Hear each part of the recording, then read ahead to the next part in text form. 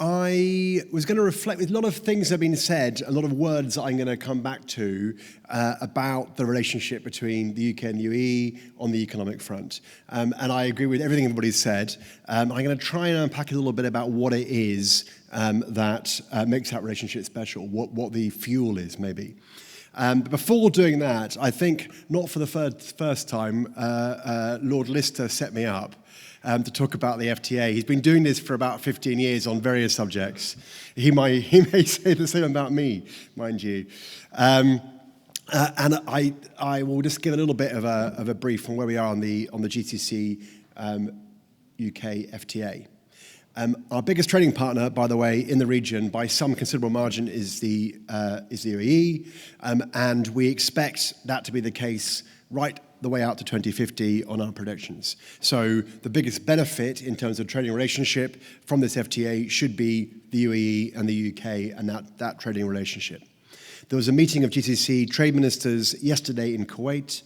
Our minister, Chris Branch, who leads on trade negotiations from the Department of Business and Transport, was there, and a series of GCC ministers. From the UAE, it was His Excellency Abdullah bin Tuk, who's the Economy and Tourism Minister, Dr. Tani, with all those CEPAs he's negotiating with somewhere else in the world, negotiating a bilateral agreement. I think a lot of progress was made yesterday as positive atmospherics. We are very close to completing an FTA with the GCC. But those of you that have been around these subjects before know it's the last few percentages of agreement of the text which are often the hardest to get to. And when we need political decision-making and leadership from all 7 parties and the GCC Secretariat involved. So I think we are pretty strongly optimistic, and we are down to those final things where we need to agree and make sure that we don't throw out the many opportunities or babies with the bathwater as we try and close that deal. It will be substantially beneficial to both our economies and symbolic of this trading relationship which we've had for a long time. So I wanted to talk a little about what underlies that. And the word partnership has been used a lot this afternoon. Now, the UK's relationship with this part of the world goes back a couple of hundred years. I'm not quite sure we'd call it partnership for the first 150 years. It's a debate that I have with His Highness Sheikh Saka in Ras Al Khaimah quite often. He points out that it wasn't maybe a completely mutual partnership. But it certainly became a mutual partnership 60 or 70, maybe 80 years ago, as the formation of the country from the historic Emirates started taking place here in the UAE. And so that partnership goes back to country formation. And the extraordinary story of this country is that there are people that we all, not all of us, but many of us know and met who are part of that story from both the Emirati and the British side. So that's the start of our partnership, was in that formation of this new and highly successful country here in the Gulf. Energy, as mentioned, was an absolute cornerstone of that relationship, with BP and Shell being part of what boosted this economy and grew it right across, well, not all the Emirates, but certainly Abu Dhabi and Dubai, and created that wealth which has been so well and intelligently deployed in creating further wealth and diversification of the economy. The energy relationship is still very important. Masdar and TAQA are major investors in the UK, just as BP and Shell remain major investors here in the UAE. They provide a huge amount of our energy transition. TAQA are major contributors in transmission of electricity around or outside the UK and between parts of the UK. And TAQA are also a partner with Octopus Energy in terms of using their technology to provide services to customers here in the UAE. So energy, a real cornerstone of our relationship still. And as mentioned by somebody previously, we want to make that the case in third countries as well. Connectivity, another really important part, logistics. I am flying back tomorrow morning to the UK on one of the many Etihad flights, and it will be full as usual. Emirates seem to be expanding their flights, somehow squeezing more slots out of Heathrow. I think they're going to 7 or 8, as well as Stansted and Gatwick, Manchester, Birmingham, Newcastle, Glasgow, Edinburgh. I'm sure I've forgotten somewhere. Huge numbers of flights between our countries. Now, Those flights carry people and they carry goods. Remember the people bit. The goods bit are also really important. They also fly, lots of them, on British wings and British engines. And that's a very important part of our advanced manufacturing economy. And I can see Omar from Rolls-Royce nodding here is going to be even happier in a minute, because this partnership isn't just about moving people backwards and forwards. It's not just about British pilots on the planes, and it's not just about the wings and the engines. It's also about where those engines are serviced. And it's also about where those wings are partly made, which are by Mubadala, our sponsor, two joint ventures with Mubadala. So Strata, I went to the extraordinary factory in Al Ain about a month ago to see the flaps of various aircraft, including, well, actually it's a slightly sad story. The A380 machinery was all pushed away in a corner. So Tim Clark would be crying on the fact that the A380 is no longer in production, and there's a question mark about what happens to that machinery. But the flaps on A380s, the tails on Boeing, to mention Boeing, Airbus, 787s being made there by an Emirati production team. But that partnership started 15, 16 years ago with Airbus. Sanad is a joint venture with Rolls-Royce doing servicing. I think they're the only people maybe that service the Trent 700 engine. The few in the room know that I'm slightly nerdish about Rolls-Royce engines. These are great things where we're bringing our skills and IP from the UK and growing industry here in the UAE. So we move people and goods.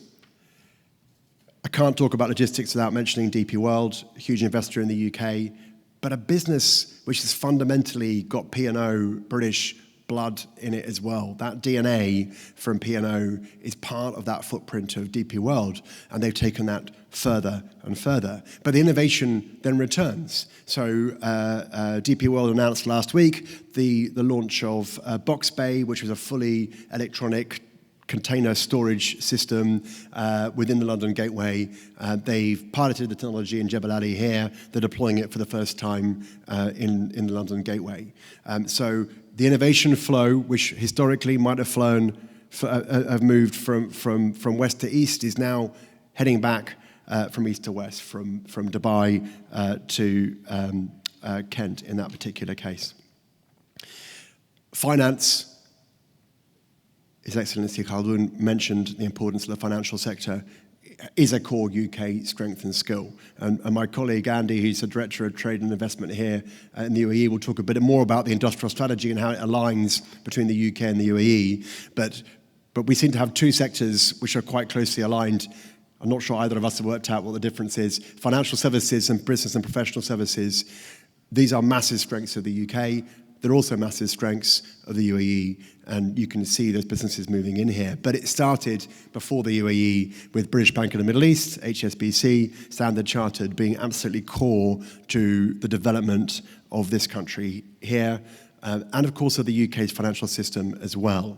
The financial centres, the IFC and EGM, are built on common law and English legal practices. These are massively important ties between our countries. And both of us want to make financial services and professional services core to the future. As several speakers from the Emirati side have quite rightly said, this is a springboard for British businesses into Africa, into Central Asia, and into the Far East. And we want London to be, if it isn't already the same for you, well, it is. I mean, Masdar Offshore Wind is based out of Paddington. Education, fundamental, just hundreds of schools. Mansour, my colleagues, old school Gordonston due to open in Jebel Island next door here, I think in September next year.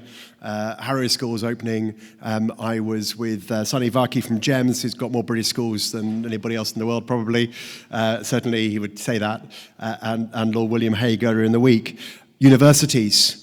We have members here, Birmingham. We opened the new fantastic, Her Royal Highness opened the new fantastic campus for De Montfort University and Internet City in Dubai this morning. Birmingham have got an extraordinary building out, an academic city. Manchester, 16, 17 British universities in various forms here in this country. And also the investment the other way, the work that Mubadala have done with Manchester University in various ways. And health. His Excellency Ahmed Al-Sayed gave me a bit of a hard time because it's not a kind of government-to-government health MOU or cooperation. But at the NHS Trust level, you have Imperial, you have Great Ormond Street, you have South London and Maudsley Trust, King's, and no doubt many others I'm forgetting, Moorfields, who are working here. I mean, probably in the world, Great Ormond Street, Moorfields, and the Maudsley are probably the three top institutions in their fields globally. And this is such a huge strength. It links to what Peng was asking about education system. And I would have given the same answer as Her Royal Highness. It is actually the hundreds of years. It's the history. And it's the fact we bring everybody together. Because if you go around those universities, they're not full of people called Smith and Davis. They're full of people with all kinds of names from all over the world. So like the UAE, welcoming the best talent to be in those universities, to nurture them in cross-functional relationships, and to bring psychology and sociology and computing together so that you can prompt effectively. So that's what those universities do, and it's extraordinary to see how they've grown from strength to strength. But what's it all about? What's the actual fuel that in between all this? And I think it's about individuals and it's about people. And so it's about you in the room, and it's about the stories that you tell each other and each community about these different countries and about what they have in common. Education is fundamental to that. You can study in British schools here or British schools in the UK. You can go to British universities here or British universities in the UK. And I found a fantastic community here of leaders, and I think we've probably got Kizad in the room, of Emirati ships captains who all trained in South Shield. Well, some of them trained in Tasmania, which I have a slight affinity to, but most of them changed in South Shields, which is the northeast of England. Goodness knows how they understood what was going on a ship. It's what a fact. The CEO of Abu Dhabi Port said he first learned English in Norwich, where they speak kind of English that we would all understand. And then the family that was hosting him and said, "What are you doing next?" And he said, "I'm going to South Shields." And they looked at him and thought, "No, you're in the wrong place to understand the people in the northeast." But what a different connection. And interesting community of Emirati people here that have sailed the seas and done that job. And they started off with BP, with ADNOC, and being trained through. And I went to the Maritime Training Centre here in Abu Dhabi to see what now can happen here locally. Just like the universities have come here, you can train all your sea captains and anybody else here in this local environment. So why did this come to my mind, this partnership piece and this individual piece? I think because, probably many of you in the room, like me, have suffered the UK media and UK press. And it can have, this is partly the British psyche and our sense of humour, but it can put us down quite a bit. And there's a constant story at the moment, which the National tends to reproduce as well. I've got a bit of a contention with them on this, about the flight to Dubai, that all the UK is moving to Dubai. Now, it is half-term in the UK, and it's pretty wet and damp back in the UK, so quite a lot of the UK does appear to be in Dubai at the moment, but that's only temporary. This flight to Dubai story is one, factually, I'm not quite sure it's very true on the data, but it's also got the wrong end of the stick. First of all, some papers are caught up with this. It's not just a flight to Dubai, it's also a flight to Abu Dhabi. There's a huge amount going on here and a huge amount of people moving to this country as well. But it's not a zero-sum game. It misunderstands the relationship between our two countries, which is one of a rising tide lifting both our economies and both our opportunities. Successful ADGM is successful City of London. Successful DP World in Jebel Ali is successful DP World in London Gateway. Successful Emirates flying people backwards and forwards is successful for both countries, not just because of the wings and the engines, but because of that connectivity, because of the ideas and the people and the connection that's moving backwards and forwards.